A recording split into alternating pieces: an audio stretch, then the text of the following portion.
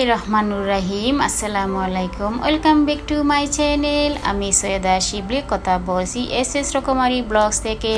কাছের এবং দূরে, দেশ এবং দেশের বাইরে যে যেখান থেকে আমাকে দেখছেন এবং শুনছেন, আশা করি আল্লাহর রহমতে আপনারা সবাই ভালো আছেন। আমরা আলহামদুলিল্লাহ আল্লাহর রহমতে ভালো আছি। আজও একটা সুন্দর একটা ব্লগস নিয়ে এসেছি। ব্লগসটা আমি সকাল থেকে শুরু করেছি। প্লিজ একটা লাইক দিবেন, লাইক দিয়ে কন্টিনিউ করে যাবেন। আর আমার এই ভিডিওটা যদি আপনাদের কাছে কাজে কথায় সব কিছু যদি আপনাদের কাছে ভালো লাগে, একটা সাবস্ক্রাইব করে দিতে পারেন, সাবস্ক্রাইব করে আমার পাশে থেকে যেতে পারেন। আর বেল আইকনে প্রেস করে রেখে দিতে পারেন, অল বাটনে ক্লিক করে রেখে দিবেন। আমার নিত্য নতুন ভিডিও যখন আপলোড দিব পৌঁছে যাবে আপনাদের কাছে, আর আপনারা সময় সুযোগ করে আমার ভিডিওটা দেখে নিতে পারেন। এই তো আমি সকালে নাস্তাটা করে নিচ্ছি। সকালের নাস্তাটা হচ্ছে আমি ব্রেড দিয়ে তারপরে এই যে ডিম দিয়ে একটু কী করে নিব, নাস্তাটা করে নিব। আমরা সবাই করে নিব। এটা সকালবেলা আমার প্রায় সময় করা হয়, এই নাস্তাটা করা হয়। ইনশাল্লাহ আপনারা প্রতিদিনই আমার ব্লগ দেখবেন। আপনারা আমার যারা দেখবেন আমার ব্লগগুলো দেখতে পারবেন আমি কি করি না করি। আর আজকে ডিটেলস কিছু কথা বলবো, হয়তো আপনারা একটা গল্প বলবো। এই গল্প থেকে কিন্তু আমি প্রত্যেকটা আমার ব্লগে একটা গল্প বলবো, আর একটা গল্পর মধ্যে অনেক কিছু শিক্ষণীয় থাকবে। আমাদের বাস্তব জীবন নিয়ে কিছু কথাগুলা বলবো, যাতে বাস্তবতা যে আমাদের সমাজে হয় সেগুলি তুলে ধরবো। আর আমার সংসারের কাজ করব, দেখাবো, আপনারা বুঝে নেবেন আমি সংসারের কাজগুলা কি করতেছি না করতেছি। আমি এতটুকুই আপনাদেরকে বলছি, আমার সংসারের কাজগুলা করব এদিকে, আর আমি কিছু কথাও বলবো, আপনাদের কিছু গল্প শোনাবো। আপনাদের কাছে ভালো লাগে প্লিজ লাইক করবেন আর শেয়ার করে দিবেন। শেয়ার করে আপনাদের বন্ধু বান্ধবের কাছে পৌঁছে যাবে আমার এই ভিডিওগুলো, আপনাদের একটা লাইকের মাধ্যমে, একটা শেয়ারের মাধ্যমে। আমি একটা গল্প বলতেছি, আপনারা শুনেন। এক গ্রামে একটা মধ্যবিত্ত ফ্যামিলির একটা ছেলে বাস করত। এই ছেলেটার কোনো মা বাবা কেউ ছিল না, আত্মীয় স্বজন কেউ তেমন ছিল না, সে একাই থাকতো। তারপরে আশেপাশের লোকজন ছেলেটাকে কি বলল যে তুমি বিয়ে করলে তোমার জীবনযাপন ভালো যাবে। ছেলেটা কী করলো, মানুষের কথা শুনে ছেলেটা বিয়ে করে নিল। বিয়ে করার পরে তাদের সংসার জীবন ভালোই যাচ্ছিল। ছেলেটা ভালো রোজগার করতো, ভালোভাবে চলতো তাদের সংসার জীবন। এভাবে তাদের সুখে জিন্দিগি কাটছিল। কিন্তু তাদের একটা অভাব ছিল, খুব কষ্ট ছিল। কষ্টটা হলো তাদের বাচ্চা কাচ্চা হচ্ছিল না। যে অনেক বছর তাদের জীবন চলছিল, প্রায় 15 বছর হয়ে গিয়েছে, তাদের কোনো বাচ্চা কাচ্চা হচ্ছিল না, তাদের সন্তান দিয়ে হচ্ছিল না। তারপর ডাক্তার দেখালো, ডাক্তার দেখানোর পরও তাদের কোনো কি হলো। তখন তারা নামাজ পড়ে আল্লাহর কাছে চাইছিল যে একটা বাচ্চার জন্য, খুব হাহাকার করছিল তাদের বাচ্চার জন্য। শেষ পর্যন্ত 21 বছর যখন পার হলো, তখন মহিলাটা, তার ওয়াইফ কী করলো, স্ত্রীটা প্রেগনেন্ট হলো। স্ত্রী প্রেগনেন্ট হওয়ার পরে তারপরে 9 মাস গেল। 9 মাস যাওয়ার পরে তারা তো খুশিতে আত্মহারা। 9 মাস যাওয়ার পরে হসপিটালে যাওয়ার পরে একটা বাচ্চা হলো। বাচ্চাটা হলো ছেলে বাচ্চা হয়েছে, খুবই সুন্দর ছেলে বাচ্চা হয়েছিল, কোনো প্রবলেম নেই, কোনো কিছু নেই। নার্সরা এসে বলছে আপনার ছেলে বাচ্চা হয়েছে। বাবাকে বলল খুবই সুন্দরভাবে হয়েছে, কিন্তু আপনাদের বাচ্চার মধ্যে একটা প্রবলেম আছে। নার্সে বলতেছে, বললো কী প্রবলেম, আমার এত সুন্দর বাচ্চা কী প্রবলেম? বলছে একটা প্রবলেম হচ্ছে, তারা এইগুলো শুনে মা বাবা খুবই মন খারাপ করলো যে কী প্রবলেম, যে আপনার ছেলের একটা চোখ অন্ধ, সে 2টা চোখে দেখতে পারবে না, একটা চোখে শুধু দেখবে। এগুলো শুনে তারা মা বাবা দুজনই খুবই কষ্ট পেল। কষ্ট পাওয়ার পরে যে বললো যে এটা কীভাবে কী করা যায়। তখন ডাক্তারে বললো যে ঠিক আছে, একটা উপায় আছে আপনাদের কাছে, সেই উপায় যদি করতে পারেন তাহলে আপনাদের ছেলের চোখ ভালো হয়ে যাবে। বললো যে কী করা যায়। তখন বললো যে এই আপনাদের দুজনের মধ্যে যদি একজনের চোখ ছেলের চোখে বসানো যায়, তাহলে আপনারা যদি চোখ দেন তাহলে আপনাদের ছেলের চোখ ভালো হয়ে যাবে। তারপরে কি বলো, বাবা বলল যে আমি তো রুজি রোজগার করি, আমি বাইরে যেতে হয়, আমি আমার সংসারের কাজ সব কিছু বহন করতে হয়, টাকা পয়সা উপার্জন করতে হয়, তাহলে যদি আমি একটা চোখ দিয়ে দিই, আমি এক চোখ দিয়ে কীভাবে কাজ করব, আমার পক্ষে সম্ভব না, আমি কীভাবে দিব। বাবা তো সে না করে দিল। কিন্তু মার মন তো মা সে বললো যে আমার 2 চোখের কোনো দরকার নেই, আমার এক চোখ দিয়ে আমি দেখব দুনিয়া, আর আমার ছেলে 2 চোখ দিয়ে দেখবে দুনিয়া। তখন বলার পর ডাক্তাররা কী করলো, মার চোখ নিয়ে ছেলের চোখে বসিয়ে দিল। ছেলের চোখে বসিয়ে দেওয়ার পরে ছেলে ভালো হয়ে গেল, খুবই সুন্দর ছেলে। দিনকাল যাচ্ছিল। ছেলের যখন 3 বছর হয় তখন তার বাবা রোড অ্যাক্সিডেন্টে মারা যায়। মারা যাওয়ার পরে তো তাদের রুজি রোজগার সব কিছু বন্ধ হয়ে গেল। মা কী করবে, বাচ্চাটাকে কীভাবে লালিত পালিত করবে? তখন মানুষের বাসায় বাসায় জিয়ের কাজ করা শুরু করলো। ছেলেটাকে পালছিল। 5 বছর যখন হয় তখন মার ইচ্ছা ছিল ভালো একটা স্কুলে ভর্তি করাবে। ভালো একটা স্কুলে নিয়ে গেল। ভালো একটা স্কুলে নেওয়া যাওয়ার পরে খুবই কষ্ট করে, খুবই কী করে মানে ছেলেটাকে স্কুলে ভর্তি করালো। তারা ভর্তি করতে যাচ্ছিল না, যে দেখে পোশাক আশাকের দিক মানে দেখে মার পরনে চিরা ফুটা কাপড়, কীভাবে মানে ভালো একটা স্কুলে তো একটা পরিবেশ আছে, এই পরিবেশ কীভাবে বহন করবে। মা বললো আমার দিকে তাকাবেন না, আমি আমার ছেলের কাপড় চোপড় সব কিছু ঠিকঠাক করে ভালোভাবে কাপড় চোপড় পরিয়ে দিব, স্কুল ড্রেস পরিয়ে দিব, আর আমি সব কিছু বহন করব, আপনারা কোনো টেনশন করবেন, আমার ছেলেটাকে শুধু ভর্তি করাই দেন। ছেলেটাকে ভর্তি করাই দিল। ছেলেটাকে যখন ভর্তি করাই দিল তখন উনি পাঁচ ঘরে কাজ করতো, 5টা বাসায় কাজ করতো। তখন ওর প্রাইমারি স্কুল পাস হয়ে গেল। হাই স্কুলে যখন এর ভিতরে একটা ঘটনা ঘটেছে। ছেলেটা যখন 5-এ উঠেছে তখন তো একটু বড় হয়েছে, আর আশেপাশের লোকজন তার বন্ধু বান্ধবে বলে যে তোর মা কানা, তোর মা কানা, তোর মা বিশ্রিত, এগুলো যখন বলে সে অসহ্য হয়ে গেল। বাসায় মানে এসে মাকে বললো যে মা তুমি আমাকে আর মা তো নিয়ে যেত আর আসতো ছেলেটাকে স্কুলে।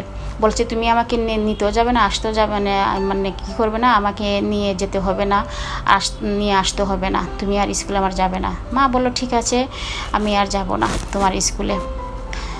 কি বললো, মা জিজ্ঞেস করছিল যে কেন তুমি আমাকে না করতেছো। তখন মাকে বলছে যে তুমি নাকি খানা, তুমি নাকি বিশ্রী, এ সবাই বলে, সেজন্য আমার লজ্জা করে, তুমি যেও না। মা কষ্ট পেলো ভিতরে। তারপরে বলেছে ঠিক আছে, ছেলে ভালোর জন্য, তাহলে ভালো তো জন্য আমি সব কিছু করতে পারি। মা বলল ঠিক আছে, তো আমি আর যাব না। মা আর যায় না, ছেলে আসা যাওয়া করে, একাই আসা যাওয়া করে। প্রাইমারি স্কুল পাস দিল, হাই স্কুলে পড়লো। হাই স্কুলে লেখাপড়া করার পরে মা আরও দ্বিগুণ কাজ করা শুরু করলো, মানে খরচটা তো বাড়তি হয়ে গিয়েছে। ছেলে এইভাবে কী করলো, হাই স্কুলে পাস করলো। হাই স্কুলে পাস করার পরে ছেলেকে মা শহরে পাঠিয়ে দিল, বলে যে বাবা তোমাকে বালা ডাক্তার হতে হবে, বালা ডাক্তার হয়ে তুমি ফিরতে হবে গ্রামের বাড়িতে। সেই জন্য কী করলো, মা 20টা ঘরে কাজ করতো। 20টা ঘরে কাজ করে ছেলেটাকে শহরে পাঠালো। শহরে পাঠিয়ে কী করলো, ডাক্তারি পড়ালো। ডাক্তারি পড়াইয়ে একদিন কী করছে, মাকে আর দেখতে আসে নাই ছেলেটা, কখনো আর দেখতে আসে নাই। ওই ছেলেটা কী করলো, একদিন একটা চিঠি দিয়ে লিখে দিল যে মা আমি ডাক্তারি পাস করেছি। মা খুশিতে আত্মহারা হয়েছে, বলেছে এখন আমার এখন দিন শেষ, আমার কষ্টের দিন শেষ হয়ে গিয়েছে। আমার ছেলে আমাকে নিয়ে যাবে, আমার কাছে চলে আসবে, আমি আর কষ্ট করতে হবে না, আমার ছেলে বড় ডাক্তার হয়ে গিয়েছে। এভাবে করতে করতে দেখা 1 বছর কেটে গেল, মা অপেক্ষা করে ছেলে আসে নাই। শেষ পর্যন্ত আরেকটা চিঠি এলো 1 বছর পর, বলেছে মা আমি বিয়ে করেছি। বিয়ে করার পরে দেখা যায় মা অনেক কষ্ট পেলো, যে আমি আমার ছেলের কত আশা ছিল, আমি আমার ছেলেটাকে লেখাপড়া করি, আমি আমার পছন্দ মতো আমি একটা বিয়ে করাবো, কিন্তু আমার ছেলে আমার বিয়েতে নিল না, কি কোনো কিছু করলো না, কোনো কিছু দেখালো না।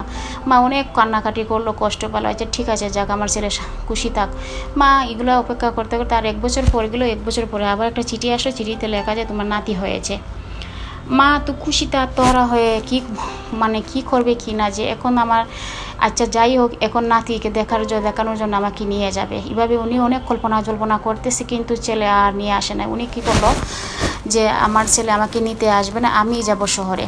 উনি ওনার ওই ঠিকানা, চিঠিতে যে ঠিকানা ছিল ঠিকানা অনুযায়ী উনি কী করলো, শহরে চলে গেলো। শহরে যাওয়ার পরে ঠিকানা অনুযায়ী দেখলো শহরে অনেক বড় বাড়ি, অনেক বড় গাড়ি, সামনে বাসার সামনে গাড়ি, দুটা দারোয়ান দাঁড়ানো ছিল। মানে যখন উনি ঢুকতে চাইছিল, দারোয়ানে ঢুকতে দিচ্ছিল না, বলতেছে আপনি কোথাকার থেকে আসছেন, আপনি কে, ফকির করে ডাকতেছে, যে ফকির মহিলা তুমি ঢুকতে পারবা না। তখন উনি বলল যে আমি ফকির না, এখানে যে কি তাকে আছে দেখেন তো, আমি যে ঠিকানায় আসছি এই ঠিকানায় এই জায়গাটার নাম নেই। বললো হ্যাঁ, মানে দারোয়ানরা দেখলো যে এই ঠিকানাটা এই জায়গারই।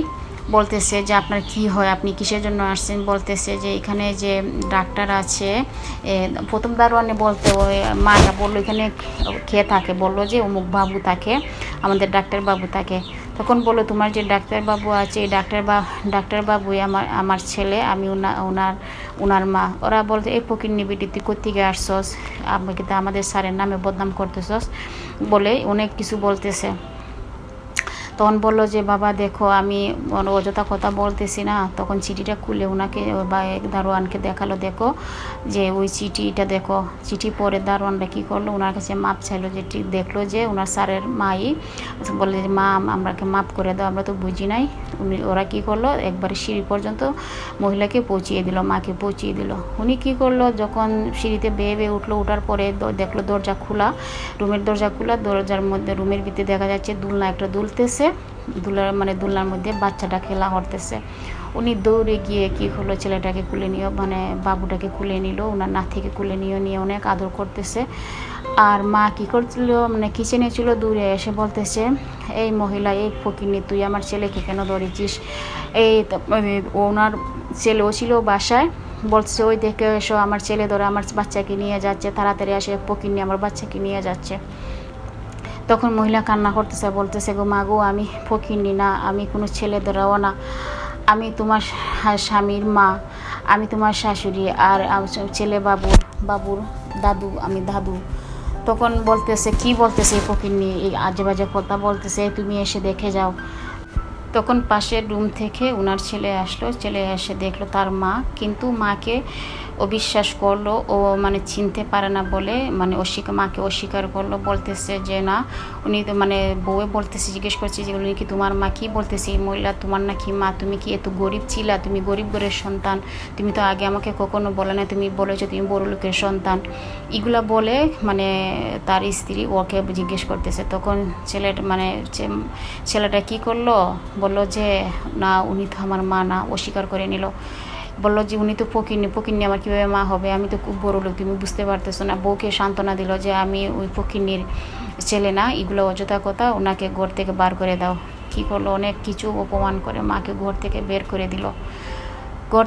করে দিল। আর বলল যে তুমি আমার তুমি বিশ্রী একটা মহিলা, আমার মা হবে কি করে কী হলো, ঘর থেকে বের করে দিল। মা কষ্টে দুমড়ে মুচড়ে চলে, তার ভিতরটা ভেঙে গেল। সে সিঁড়িবাই বেয়ে আসতে পারতেছিল না, খুব কষ্টে কান্নাকাটি করে সিঁড়িবাই নেমে যখন নিচে আসার পরে দারোয়ানে জিজ্ঞেস করলো, মা গো তোমার কী হয়েছে? বলেছে রে বাবা, আমার কোনো কিছু হয় নাই, তোমরা আমাকে একটা হেল্প করবে। বললো যে কী হেল্প করব? বললো আমি একটা চিঠি বলবো, তোমরা আমার জন্য একটা চিঠি লিখে দিবে, আমি কিছু কথা বলবো, তোমরা চিঠির মধ্যে লিখে দিও। তো কী করলো তার দারোয়ানে, মা কথাগুলো বললো আর চিঠিটা লিখে দিল।